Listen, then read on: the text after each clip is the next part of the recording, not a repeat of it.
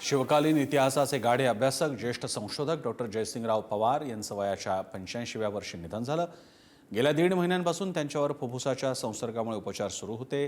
त्यांच्या पश्चात पत्नी, मुलं आणि मुली असा परिवार आहे। डॉक्टर जयसिंगराव पवारांवर कोल्हापुरातल्या पंचगंगा स्मशानभूमीत शासकीय इतमामात अंत्यसंस्कार पार पडले।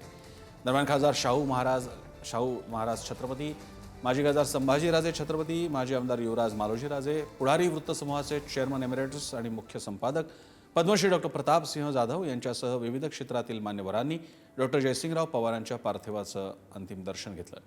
डॉक्टर जयसिंगराव पवारांनी आपल्या हयातीत छत्रपती संभाजी महाराज, छत्रपती राजाराम महाराज, छत्रपती शिवाजी महाराज, महाराणी ताराबाई, महाराणी येसूबाई आणि अर्थातच कोल्हापूरचे गौरवस्थान, श्रद्धास्थान छत्रपती शाहू महाराज यांच्याबद्दल विपुल प्रमाणात लेखन आणि ग्रंथसंपदेची निर्मिती केली।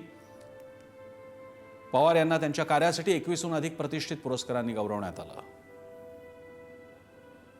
जयसिंगराव पवार हे फक्त इतिहासकारच नव्हे तर ते एक रिसर्च स्कॉलर होते, ज्याला मी म्हणजे फक्त इतिहासकार वेगळा आणि रिसर्च स्कॉलर वेगळा। जर जयसिंगरावांना श्रद्धांजली द्यायची असली तर ती खरी श्रद्धांजली कुठली, तर बाकी कुठली नव्हे, तर खरी श्रद्धांजली त्यांनी निर्माण केलेली ग्रंथसंपदा, तर त्याचा जास्तीत जास्त वापर करून आपण लिखाण करणं आणि यात भर घालणं ही खरी त्यांना श्रद्धांजली ठरेल।